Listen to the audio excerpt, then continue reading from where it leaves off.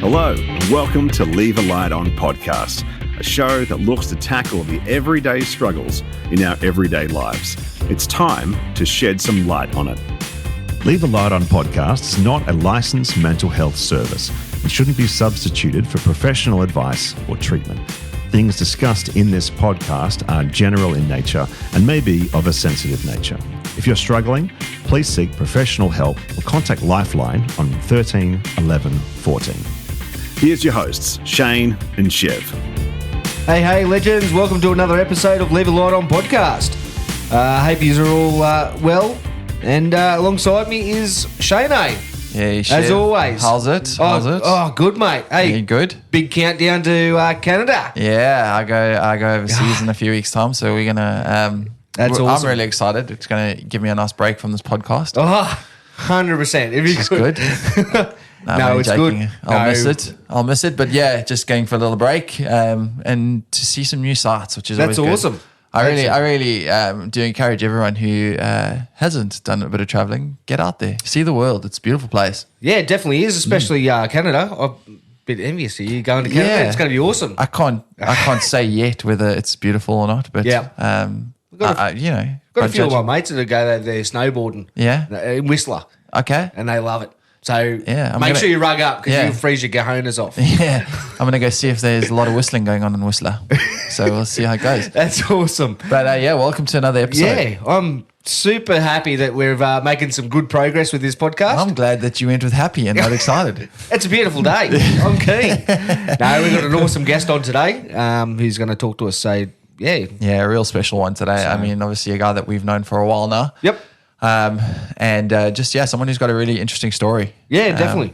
Like all our guests, obviously, that have their own interesting stories, but we're excited for this guy to share his story with everyone and all of our listeners. So, it's going to be really good. He's not only a good friend of ours as well. Yeah. So we work with him. Yeah, he's not only a good friend, he's also a good colleague. Yeah, he is. Yeah, as you just said, because you work with him. Yeah, we do. Yeah. That's awesome. Yeah, and for anyone who is listening, obviously we've had the Love Doctor who said in the past has kind of come on and had a love story. This individual has also got a nickname to us. He is someone who a lot of people refer to him as the Viking. Yeah, and I'll tell you a quick story behind that. Yeah. So when I first started out at Bulgo, he had a mohawk and both his side of his heads were shaved and he was like built like a brick shithouse. Well, and he looked like a Viking. Yeah, he still is built like a brick house, that's for sure. But he no longer has a mohawk. So without further ado, let's introduce our guest. Yep. Welcome, Chris Van Namen, otherwise known as AKA the Viking. Yeah, he's come up with that one pretty quick. He came up with that one. And actually, we've got a little intro song for you. And because obviously people know you as the Viking, we've decided to go. Music. Yeah, theme music. So this is the intro theme for Mr. Chris Van Namen, AKA the Viking.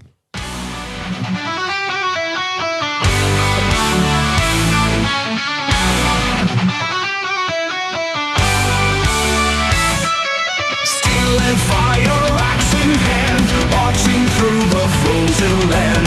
Warriors rise for glory's call, stand as one or fall. How's that for an intro? That's awesome. That sounds very intense. Yeah, I mean the Vikings are pretty intense. Let's be honest. Well, so that's You true. did. yeah, so When I first met you, you looked like a badass Viking. So. even when I first met you, I was like, this dude is hardcore. But honestly, if there's anything we know is that sometimes the external is very different to the internal because you're actually a big cuddle bear, aren't you?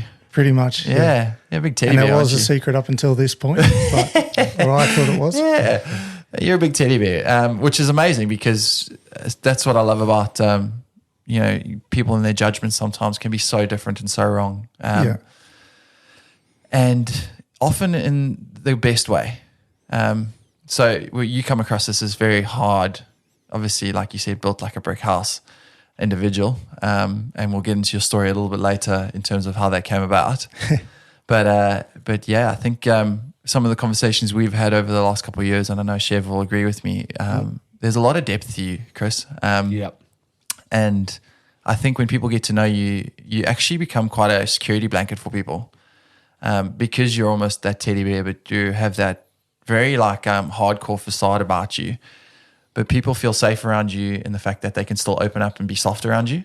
Yeah, I think that's something that's changed the last few years, because there was a time period where the image people wouldn't want to talk to you. Yeah. And that's what I was going for. Yeah. Didn't Yeah. want to be, Yeah. standoffish and isolate. Yeah. You enjoyed keeping people at arm's length. Pretty much, yeah. Well, let's get into your story a little bit, Chris. I know Shev's going to give us a bit of your bio first, just so that I guess we'll get a bit of a summary of who you are, but we'll get into that now.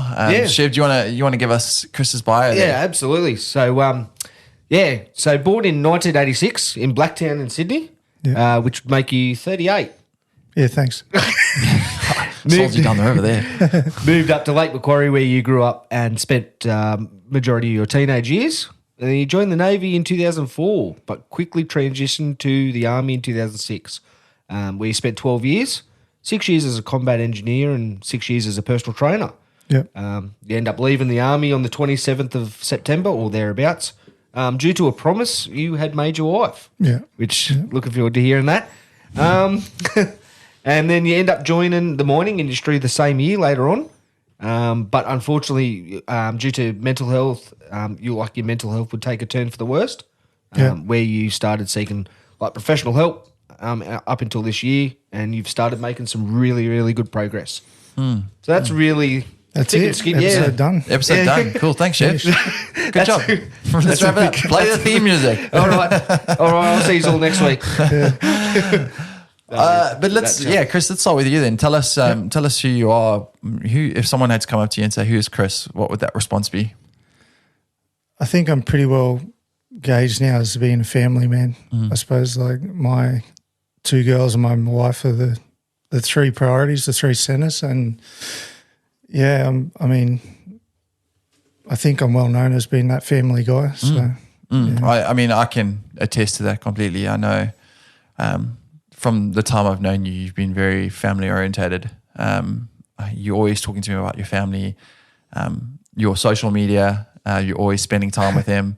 And what I love about your social media is a lot of people can tend to put all the positive stuff up on social media.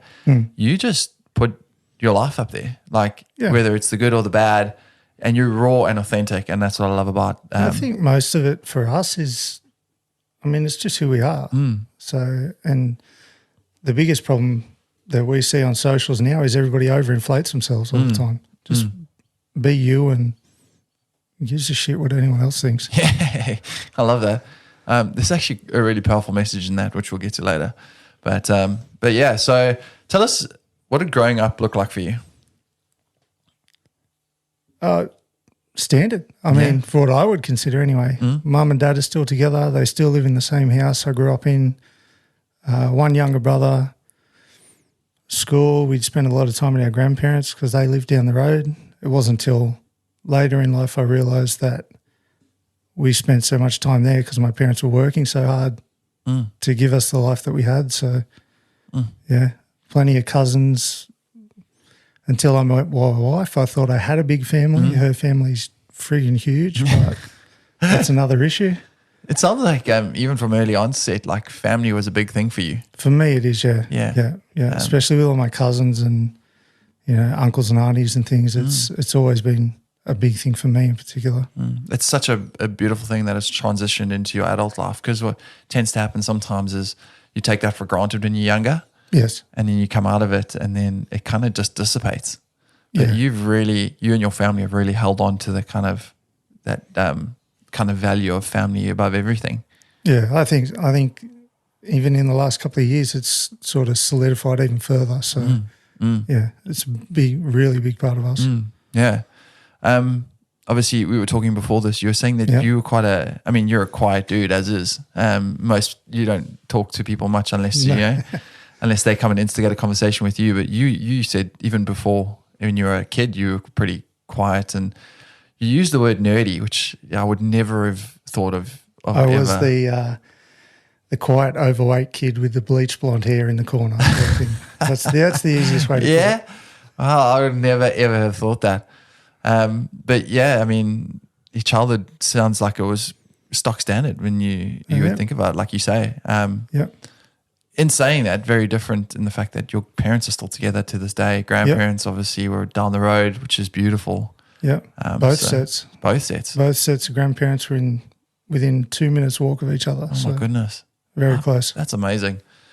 So you would have had, obviously, like you say, a very interesting childhood in the fact that you had see your grandparents quite often, see family. Mom and dad, obviously, like you said, work pretty hard, which I think from what I know, you've kind of inherited that work ethic from them. Yeah.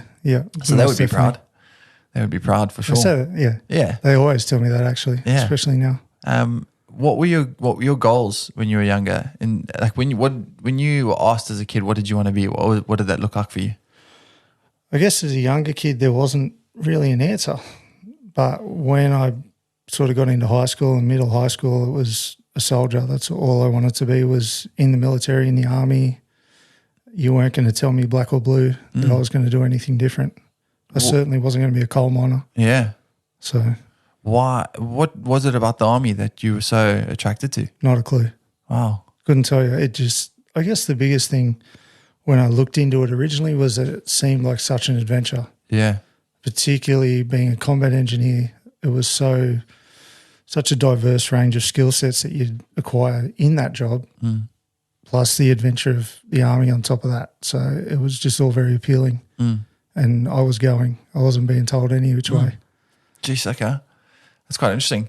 And so obviously straight after high school, you decided off you go. Yeah, in a roundabout way. So the job I wanted, I was told my neck was too thick, so I was too fat. Stop Lose some weight and come back. Yeah. But apparently I was okay to go to the Navy, so I went to the Navy. Yeah. And I lasted a grand total of 5 weeks. Yeah. And 2 of those were in transition to come back home. So, Oh, wow. yeah, it wasn't for me. I was never going to stay. Why? But Why? Any particular reason? No, being in the army and being the combat engineer was just, it just had me. It's so crazy. That's all I can say, you know. Yeah, right. Because, I mean, was there much difference between the Navy to the military in terms of, obviously one's on the sea and just one's on land, but you they work on the same strategies, the same work ethic, the same kind of fitness regime? No. No? No. From what I've seen, and again, there's an army bias here that you'll never get rid of, and I apologise to all the Navy people that I know, but it was professional, but it wasn't. None of it was what I was after. So the fitness wasn't up there when I was there. I wanted to be outfield with the rifle, doing all the army stereotypical things, and swimming in winter in Melbourne just wasn't appealing. So, you know what? Let's go somewhere else. Okay. So that lasted a grand total of 5 weeks. Yep. Okay. And after how long did you realise that Navy's not for you? I think it was my second week down there. Yeah. Just nothing was driving. I wasn't comfortable. Yeah. So, right, it's not going to happen. Yeah. Let's do what we originally set out to do, and let's do it properly. So, Okay. Did you feel like in that decision to leave the Navy that there was a sense of failure? no, there was comfort. Comfort. Yeah, I knew it was the right choice. That's awesome. Yeah, so I sort of had that when I came home because, you know, you can't help but have it flash through your head that you might have failed at something, but it was just the right choice. It wasn't anything else. Okay. That's interesting. And then came home, obviously back from the Navy, 5 weeks. What did life look like then? Because obviously you didn't go straight to the military then. No, which it is was what you wanted. probably an 18-month layover, I think, Yeah. before I left. I was a labourer for a plastering company for a time, and then I got a job driving concrete trucks for the later period of time. And that was all while I was doing my entrance interviews and tests and waiting for the job to come up. So, Just a waiting game. yep. And as soon as that phone call came, I packed my bags and And went. ready to go. Yeah. 18 months later. Yep. And tell us about that. What happened there?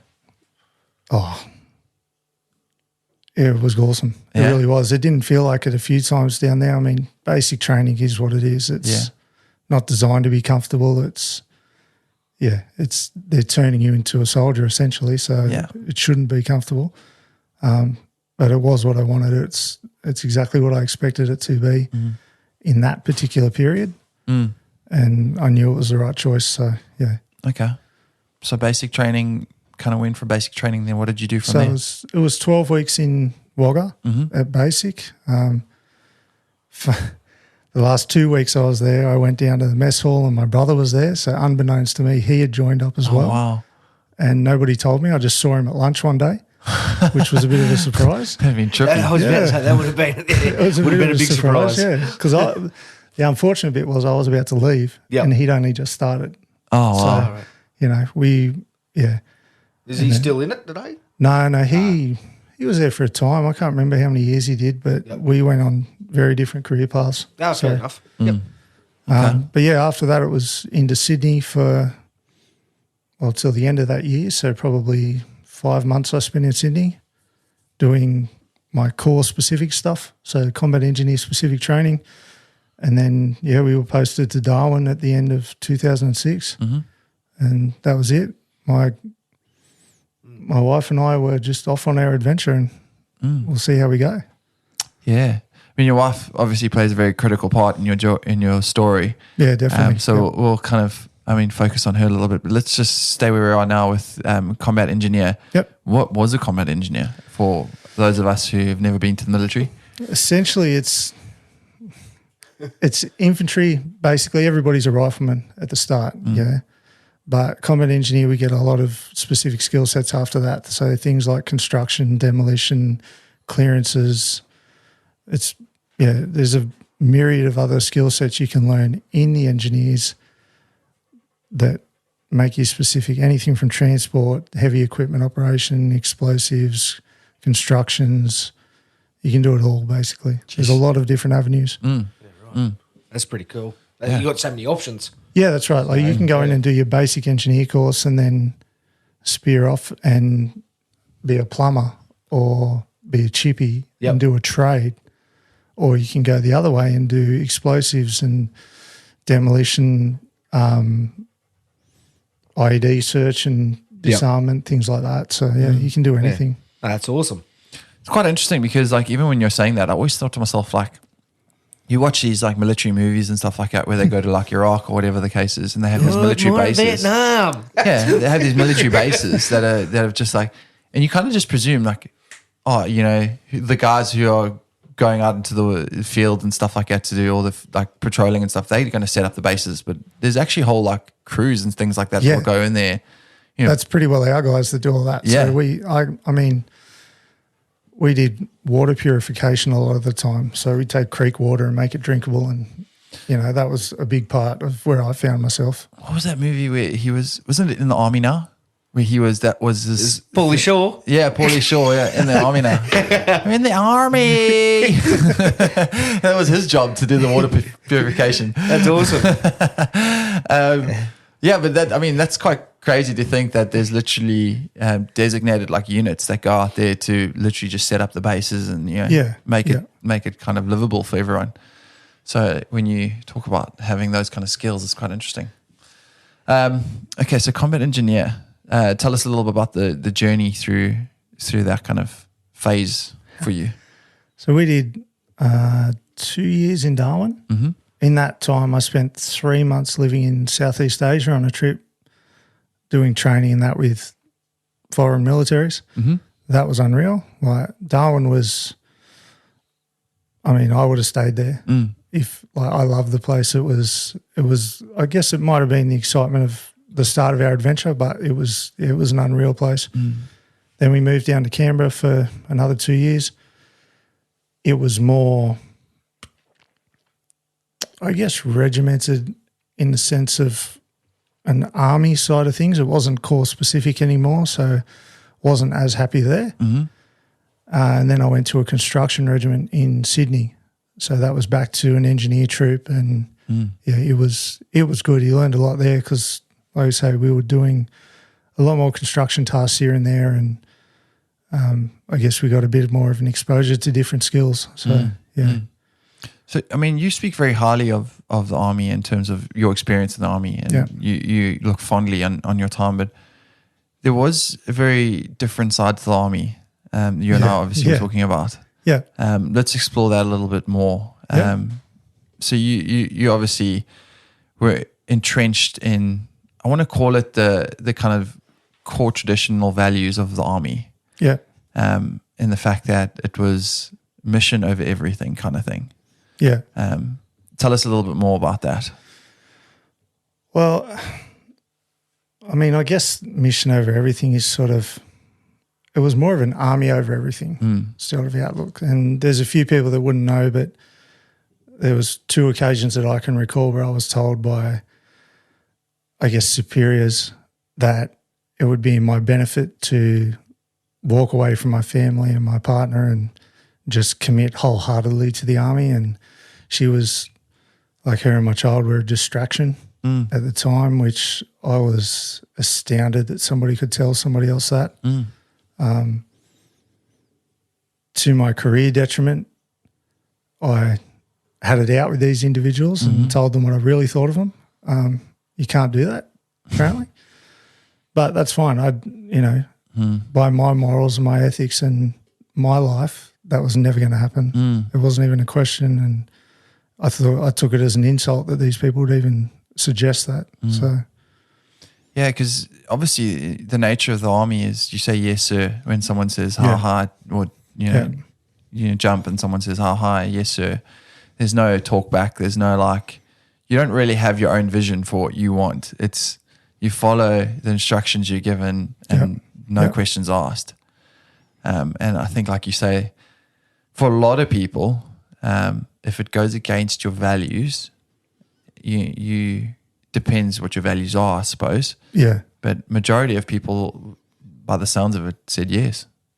Yeah, I think it's a rare thing to get through a military career with only one partner. Yeah. So, and anybody that's been in the military will attest to that. If you've been in 10 plus years, or as you start to go up the ranks, there is a very real possibility that your partner, he or she, is not going to, for whatever reason, stick around. And it's not uncommon. It's a very, very common trend in the military. Yeah.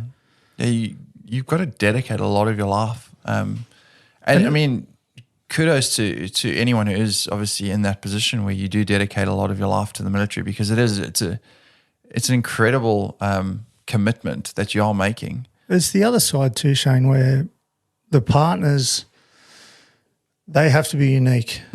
They have to be stronger than the individual that's in, because, I mean, I've seen friends of mine go overseas, do tours, deployments, things like that, and the partner's the one at home keeping the house together, raising the children, doing all these things. And when we go out field for weeks on end, it's the same thing. They're responsible for all that, and that gets overlooked a lot of the time by anyone that hasn't seen it. You know, all we do is go off on our adventure, come home, and then ruin the routine that the wife set up.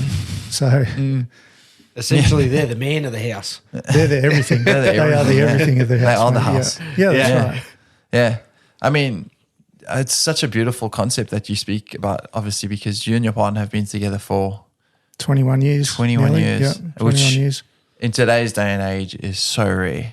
Yeah. Let alone the journey that you've walked through, Yeah. even rarer, as you've just pointed out. You obviously met her before you went. Or she was still in high school, actually. I was just out of school when I met her.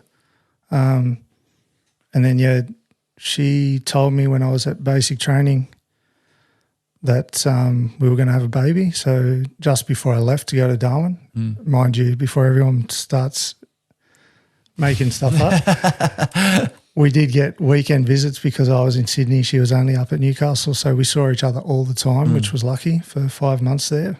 But I think the hardest thing for her was moving to Darwin, being very heavily pregnant when we moved there, and then having a baby. 2 months after we had our first child, I went overseas for 3 months. Oh, wow. So, And yeah, as you say, the big family, She's very family centric. Yes. So moving to Darwin, her family would have been back here. Yep. Yeah, they were back here. We sent her back here after a time with the baby to come back here and be with everyone because it was just going to be easier. Like, expecting somebody to raise a child on their own in a place where they've only lived for 2 months is just it's absurd. So I mean, testament to the relationship and obviously your guys' communication style, which obviously we mentioned Dr. Love, old Darren. 100%. He obviously is big on communication. So you guys obviously communicate really well together. She communicates and I listen. Yep. Shout out to Beck Van Namen. God bless her. Yeah. How did she feel about moving to Darwin in that situation? What was her thoughts on all that? Oh, she knew it was going to be hard, but see, the story we were told was that if I took the isolated posting to begin with, my second posting, we would get pretty well free choice and we could choose where we wanted to go, which again, for those listening at home, is a lie. So, as you said, you did not come anywhere near home. No, look, you read the brochure and the brochure isn't what actually happens, but that's fine. It's very candy coated, hey? It is. Yeah. It is, yeah. Or sugar coated, whatever you want to call it. Okay, so Darwin, and then from Darwin you moved. Canberra. And then Sydney. And Sydney. In Sydney was, Canberra is where I started to really want to change jobs. I got hurt. I hurt my hip quite badly in Canberra and I was having a lot of back issues from Darwin. And that's where I sort of got more involved with the PT side of things because a few of the guys at the gym really helped me out to, I guess, lose some weight, get stronger and start to get on the right path from that aspect. Become the Viking that you are today. So you obviously got injured. That was a big kind of thing for you. And how did you manage the injury from there? Because obviously you were still training. You were still in the army. I was overseas when I hurt my back. Yeah. Yeah. So did the army like hearing the fact that you were hurt? I think that at the time it might have been mishandled. Yeah. Don't get me wrong, they'll still help me out with things, but the thing with the military and anyone that's been hurt in there will know you don't show it. Yeah. You don't want to be that guy that goes to the medical centre to get assistance for this, that or the other. You just numb the pain however you can and get on with it, basically. Yeah, I think it's that whole don't show weakness side of it, Yeah, and people think that it's from the top down, that it's got nothing to do with the hierarchy or any of that. It's the guy next to you. Because if you're not there, they have to do extra and it falls onto them, and you don't want that to happen with guys that you've been through so much with. Yeah. So, I mean, it's just that whole, I suppose that's that brotherhood that they refer to. yeah, definitely. Yeah. Is that whole concept of, And that's the one thing you miss when you get out. That's the biggest thing you lose. Yeah, I think that's one thing that I've kind of admired about the military or the Navy or any form of service is that they talk about that like lifelong kind of bond between guys who have served together. Yeah. Because you kind of go through the hardest of hardships with each other.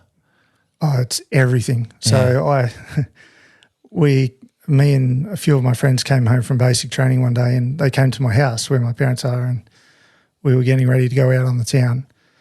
And you had one of us in the shower, the other one was using the toilet, the other one was brushing his teeth, and my dad just looked at us thinking, what the hell is going on? But that was normal to us. Yeah. We lived in each other's pockets for so long that it didn't seem strange. Yeah, it was just normal. It was just normal, yeah. Yeah. That's how close you live with these people for 12 to 18 months on when you're training. And then if they get posted with you, you just keep living with them. They're part of your family. That's just how it develops. Do you still have a lot of contact with those guys today? A lot of them, yeah. Yeah, definitely. And I don't think you can do it any other way. Yeah. You just, it's ingrained in you so much that they're just never going to go anywhere. The network it's everywhere, so it's a good thing to hold on to. Yeah, it is. It's a beautiful concept. I love that is one thing I really admire when it comes to the military or any kind of service kind of industry is that it is the kind of value that you guys hold on brotherhood is something to be admired and treasured. And I think the world could use a lot more of it without all the other stigmatisms attached to it that we have obviously mentioned. Yeah. But, okay, so you obviously got this injury while you were serving overseas. Yeah. Came back, had to now manage this injury. So I guess the biggest thing I used was a lot of self-medication with alcohol and painkillers. And again, that was because I didn't want to admit to them that it was still hurting me. So they did treat me, and it wasn't too bad. It would flare up from here to there, and I would do rehabilitation stuff and try and self-manage it. But sleeping was something that never really happened. It would, the pain would turn into a frustration, which would turn into an anger. So yeah, it was self-medication with either alcohol or painkillers, I guess. So obviously that's an interesting one. You were talking about frustration and anger.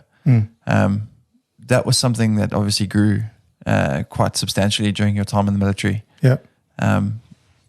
Share. Would you want to share a little bit more in terms of that? I think the one thing I hid for a long time was that the job that I went into, it was hard to get to be a PT. It used to be hard to get in there, and it took a lot of work on my behalf to get there. So I would run up to 10Ks a day, 6 days a week. I would train multiple times a day, and you still had to be selected to go down and do it. So there was always this pressure of you need to be better than everybody next to you. And when you fail at that or you misstep at all, it puts a really big doubt in your mind. Once I finished the training for that, you get to your first job role and you think, right, I've made it. Like, this is where I want to be. I'm going to make a difference and all that. Only to find out that you're still not good enough.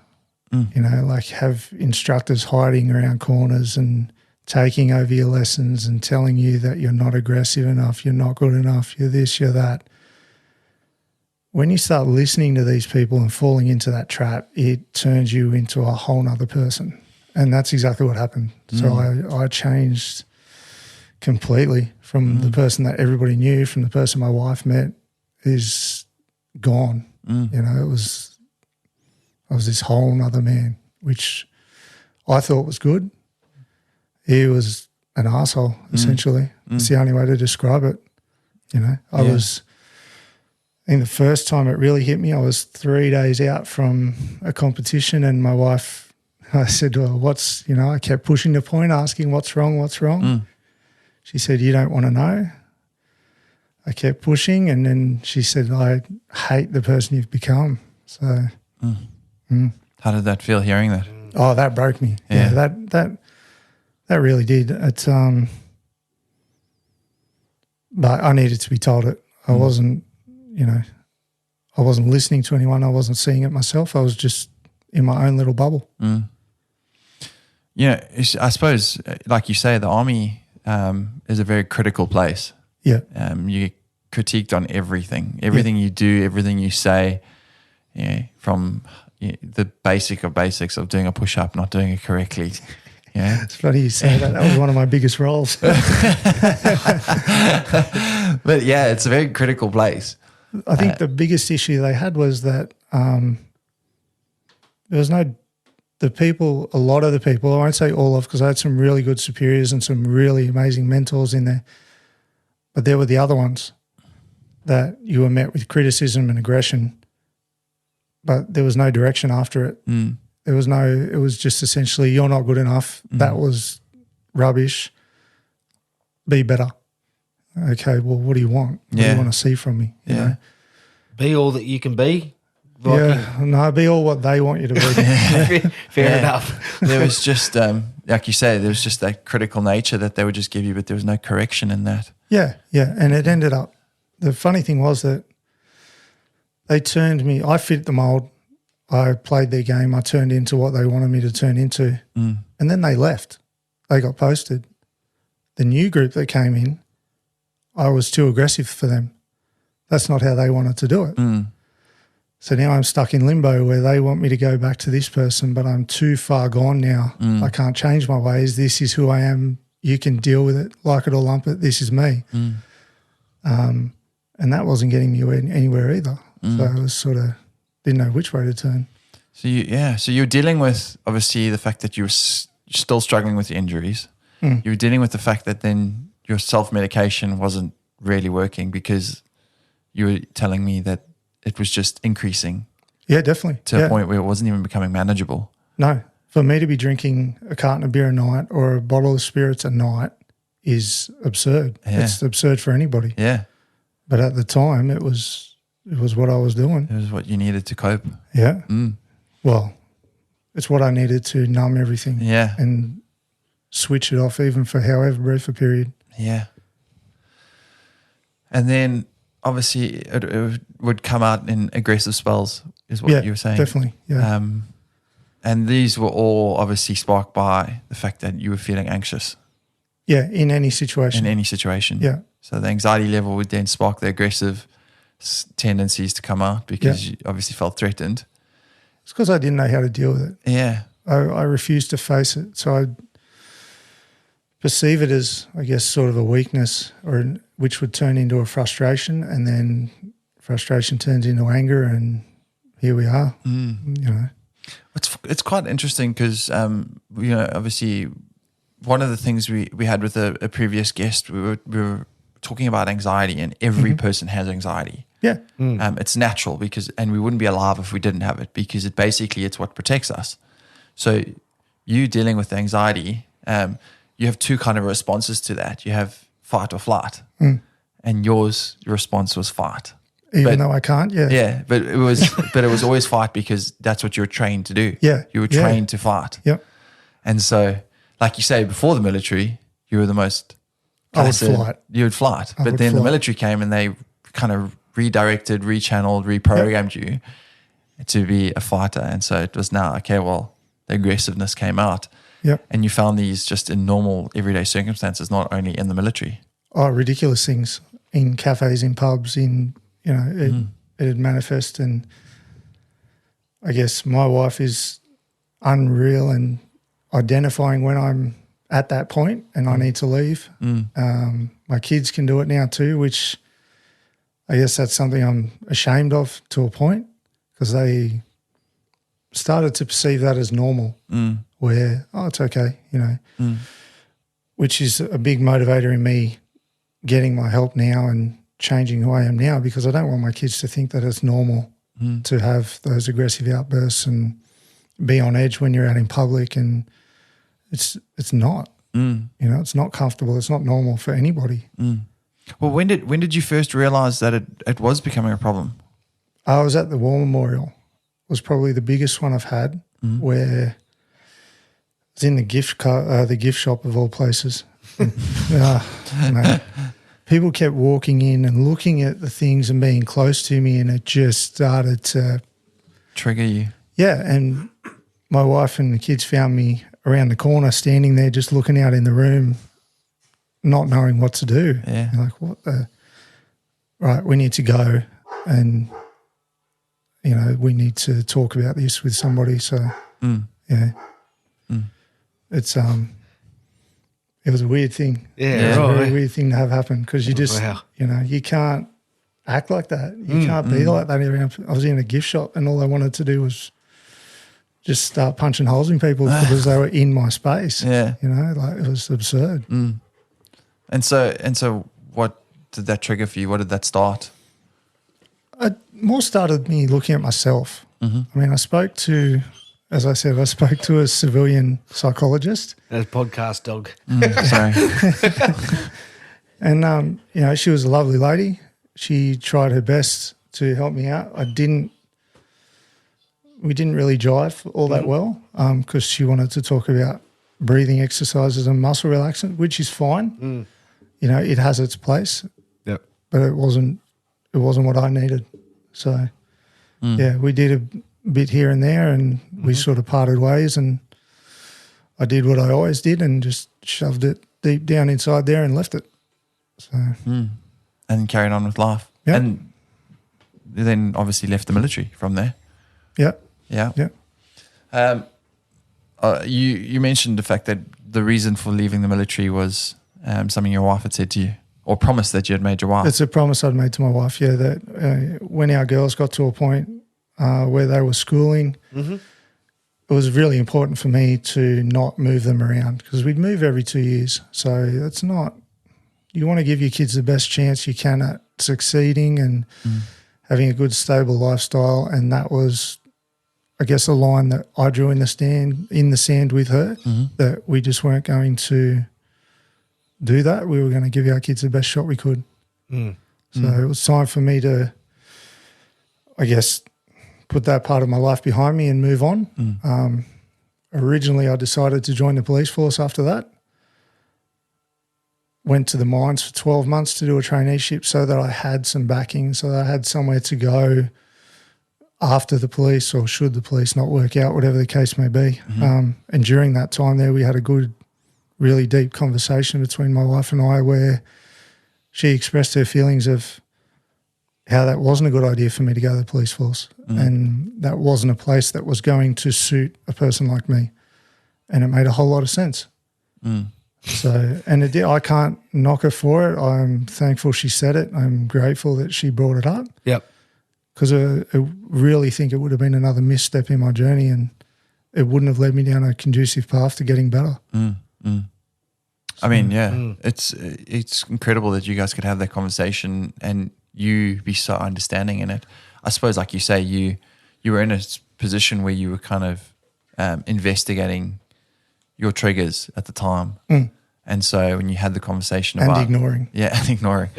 But you had started the journey, and I think that's the key thing, is that even though maybe you were still very early onset into that journey, the fact that you had started it and you were starting to pick up these little signs and little signals of things that maybe were the reason, even though you didn't really know how to deal with them at that stage, but at least you were coming to the kind of source of it. Yeah, I think in the early days it was about controlling response.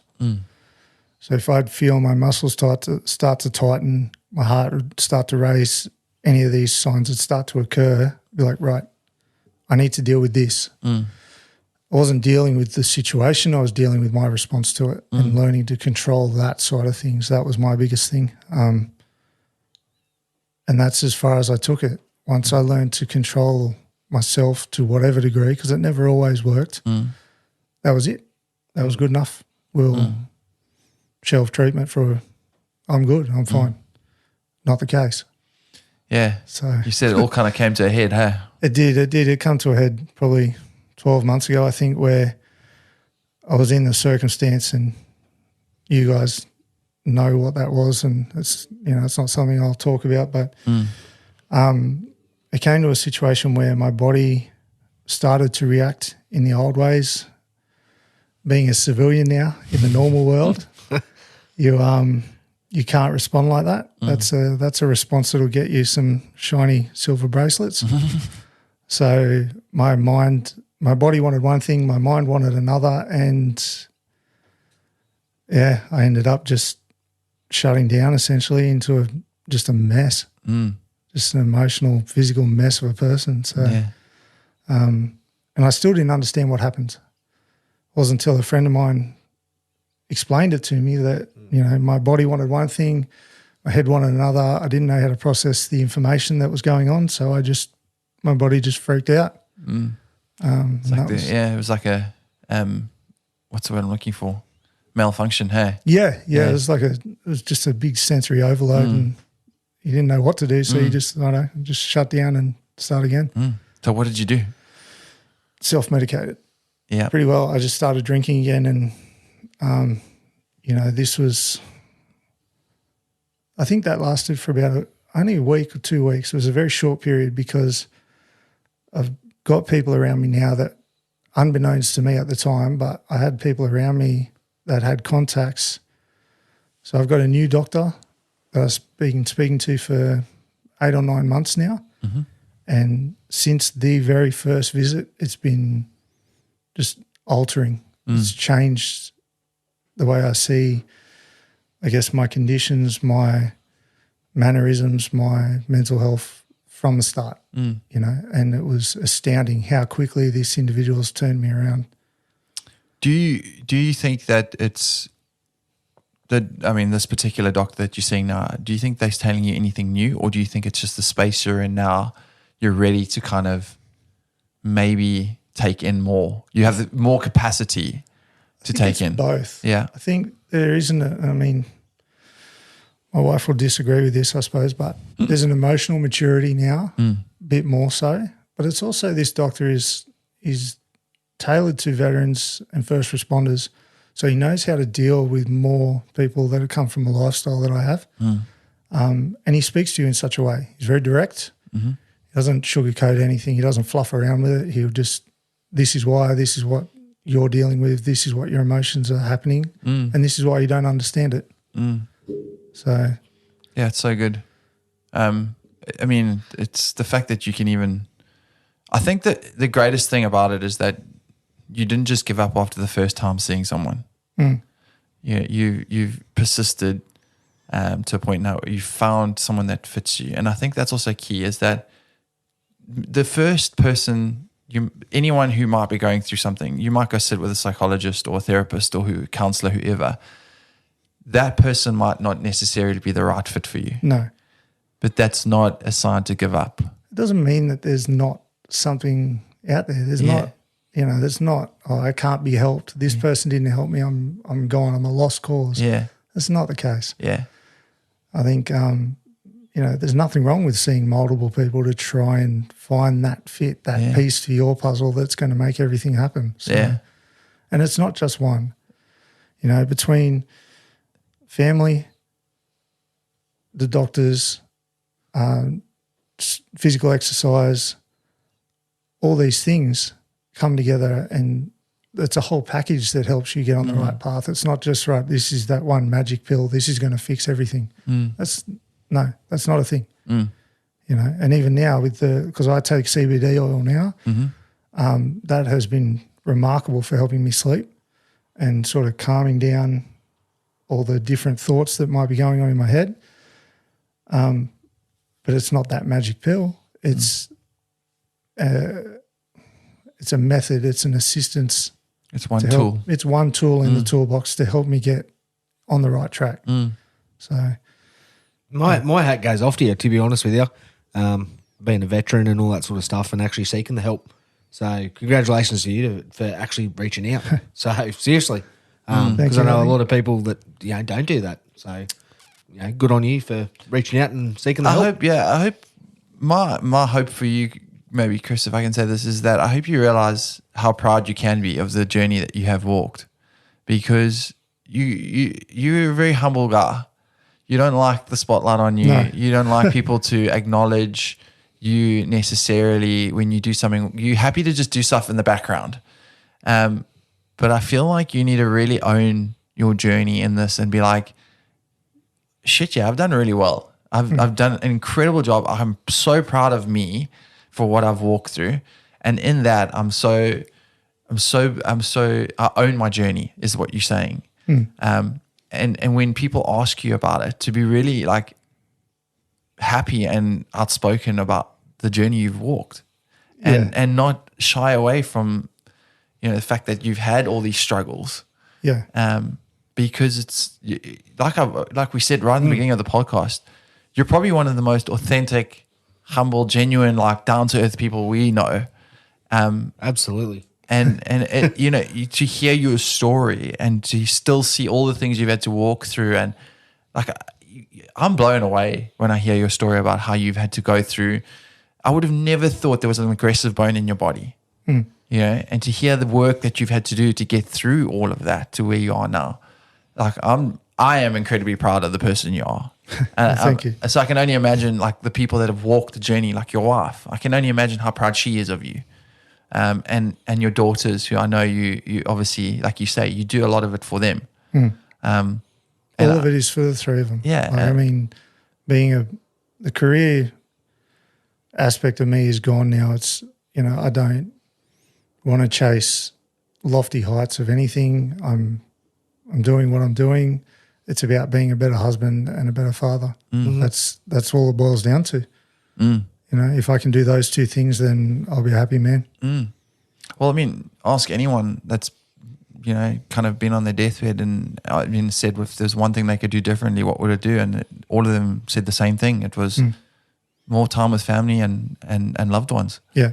You know? And that gets overlooked, and I'm guilty of doing it in the past with my last career. So I almost did it with this one where I committed, I guess, too wholeheartedly and started chasing certain things only to realise that I was going to repeat the cycle. It wasn't a good thing. So pump the brakes and focus on what we need to, on the more important things. Yeah. Well, I mean, I'm pumped for you, if I can put it that way. I know. If I've ever had dramas or anything like that, especially out at work and all that, I've always sort of, you know, lent on you. I know that because you're a good guy. You're very level-headed. So, you know, I know you are. I know you. Yeah, you're going as red as a beetroot, but seriously, you are. I classify you as a very good friend and someone that I can lean on if I need advice for anything. And I'm not just saying that because we're recording or anything. I'm actually saying that personally. He really is just saying that because we're recording. No, I am. I actually say that because it's someone that, you've got a wealth of knowledge, and I know that, if I were in a bit of a stickler, I know I can always lean on you, and because you're a very level-headed person. So I don't know. I mean, I can only speak from obviously my own self, but I can obviously resonate with what Chev was saying. I mean, I still remember in my early days of working, I came out and you were standing outside. It was after a shift, and I was just so despondent. I was just like, I don't know if I can do this anymore. Oh, yes. And I remember having the conversation with you, and you just said to me, it's like one step at a time. Like, don't worry about all the crap. Don't let it get to you. Like, remember why you're doing what you're doing. It's not to your career is just a career. Like, you're doing it for the people that you love. Yeah. You know, and I still remember that conversation clearly, and that's the reason why I say that is because we didn't know each other very well at the time. No, we didn't. Not back then. Not back then. And the fact that I just felt like I could have this conversation with you, and you were so open to having the conversation, is testament to the fact that I feel like you've got a real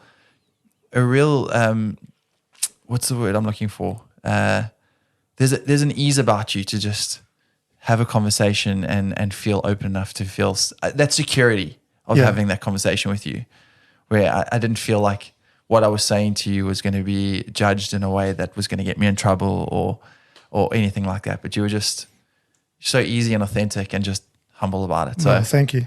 I think that comes from that comes along with it. It comes along with doing your own journey and going through your own thing, where the hardest part is to be honest with yourself at the very beginning. And speaking to people doesn't happen unless you're honest with yourself. You know, I think the biggest thing I had was even admitting to my wife that I was at that point, because I didn't want her to think I was soft or weak or less of a man type of thing. Yeah, I had all these thoughts, man, where I'm not going to talk to my wife about my emotions. What the hell, you know? But the fact of the matter is you have to. Yeah. That's all there is to it. You are not going to get better if you can't face it yourself wholeheartedly, and it's confronting. You know, being told certain things about how you've acted and the way you've made people feel is a horrible thing. But you need to be told. You need to face these things. You know, and that's the truth of it. At least for me, it was the truth of it anyway. Just own the journey, like you're saying, you know? That's right. It's happened. You know, all these things have happened. Like we've been to the point where we've lost everything. We've been, you know, I've had cars repossessed and been flat, bankrupt, broke, lost everything, you know. And that's where you realize that financial bottom is not actually bottom. It's when you're in the corner of a room shaking and not knowing how to respond to a situation or just respond to having to walk out of that room. That's a problem. That's a bad situation, you know. Like, it's putting things in perspective is the biggest thing. Yeah. That's the thing. It's perspective, like you say. Yeah. Like I think with the finances, like there's always avenues to kind of get more finances. You know, if you need another job, you got to get a job, and you kind of That's right. You downgrade your car or whatever the Yeah. case is. You always learn there's different routes and avenues. Whereas, like you say, when you're at that point where you're at rock bottom, you don't know Yeah. how to deal.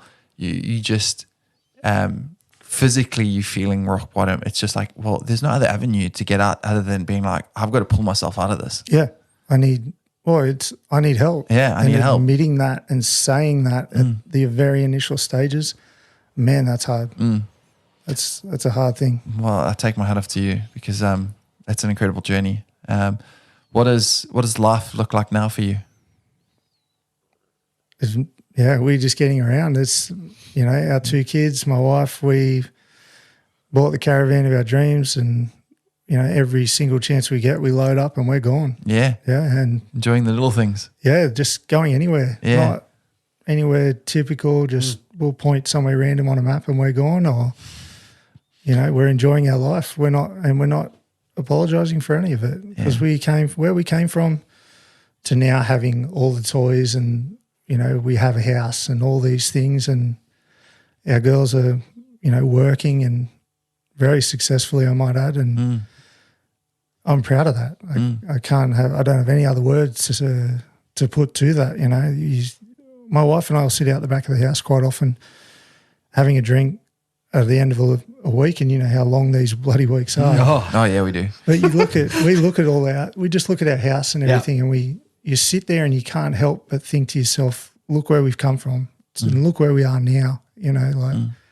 It's A couple of years ago, we were in a world of shit, and look at us now. Yeah, that's we're right. pulled A through. couple of years ago, we had nothing, and And I find that that makes you stronger as well. Because if you and Beck can get through all that hard 100%. times, yeah, like, man, look, he's now. So, that's 100%. awesome. So you just can, your relationship can handle just about anything. I think so. Yeah. So that's awesome. Yeah. I think the testament here is the military was great, and you obviously learned some really key things. Yeah. But your relationship has been such a testament to who you are, and to where you've come from. Yeah, definitely. Most definitely. It's literally stood the test of time. She's a patient woman. I'll give her that. Yeah. Yeah. But at the same time, like, there's obviously, and I think this is maybe something for you to remember, is she obviously sees something worth staying for. Because a lot of time you look at these situations and how it has gone the other way, where couples have necessarily split. Yeah. Yeah. You know, Beck obviously sees the value in you to want you to be better.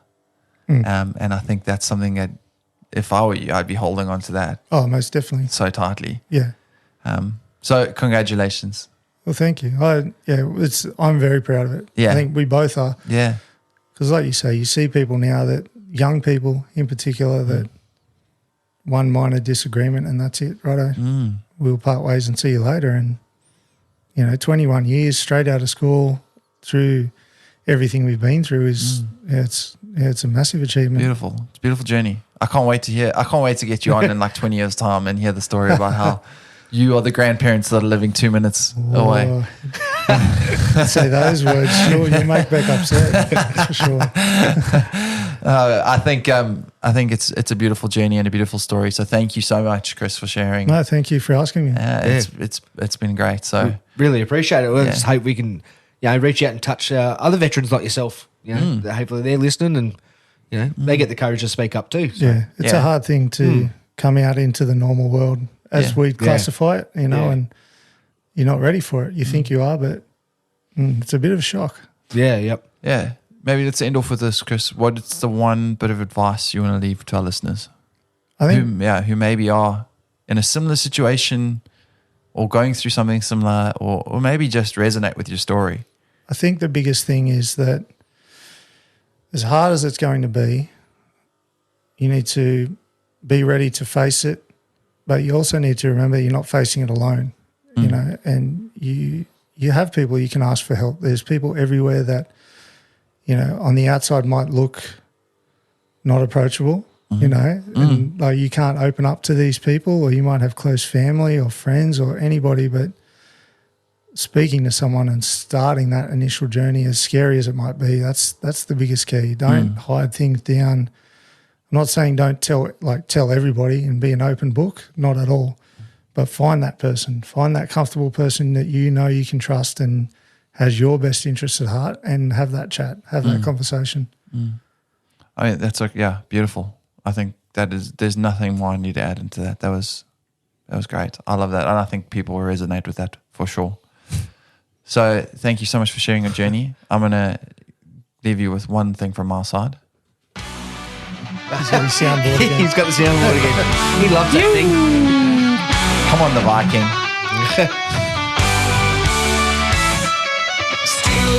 I mean, I could literally see this like as your backing track.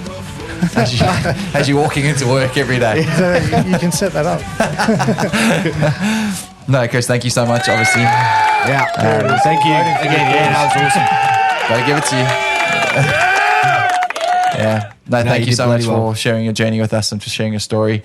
I hope that everyone listening can resonate with the fact that we don't have to necessarily live with the situations or the cards you've been dealt. Sometimes we often are the ones that can you need to be in control of it. Yeah. So that's amazing. Thank you very much. No, thank you. Yeah, Chev? Yeah. I was just going to add something. Yeah, no, it was if anyone like veterans and military people are seeking help, Wounded Heroes is a great organisation that help out the people that suffer from PTSD and stuff like that have come from the military. So, yeah, Wounded Heroes. So I'll chuck their number out. It's 1300 532 112. So, yeah, great organisation for Yeah, vets. and we encourage anyone who maybe is in the military or not in the military or whatever that is, if there's something that resonated with you in this episode, whether it be relationship or anger or whatever it was, maybe like Chris was saying, that you're dealing with something in the wrong way, whether it be taking something, dulling the senses that you were doing. Reach out. There's plenty of organizations. Obviously, the Wounded Veterans is one. There's obviously Lifeline is the big one that you can call. Their number is in the intro if you need it. There's Black Dog Institute, Beyond Blue. There's Beyond Blue. There's many, and all have their various spaces or kind of areas of expertise as well. So if you need, reach out. Yeah, don't be ashamed. Speak up. Don't be ashamed. Yeah, it's the first step in getting yourself on a healthy journey. So. Thank you, Chris, again for everything. Thank you. Appreciate it. To everyone listening, if you haven't already, obviously, reach out on our socials. Leave a Light On podcast. That's on Instagram, Facebook, and Chev's favorite, TikTok. It's shit. It is such. I only did that to get our. I literally only made TikTok to get our name out there. That's it. Yeah. How's the TikToking going? Are you dancing? It's terrible. No, it's terrible. Yeah, you're gonna. I reckon the listeners need a dance from you soon. That's terrible. Dance. So I'm going to sign off because I've heard enough. You enjoy Canada. Yeah, I'm going to. Thank you. Make sure you stay safe. Stay safe, yeah. And little extra one is I'm going to say before we sign off is to everyone, be kind to one another. Yeah. Including yourself. And from us, Leave a Light On podcast. Leave a light on. Stay safe and let's leave a light on. Leave a light on. Awesome. Hey, thanks for listening. We hope you managed to gain some insight from today's episode. Jump onto our socials and reach out. And until next time, wherever you are, let's leave a light on.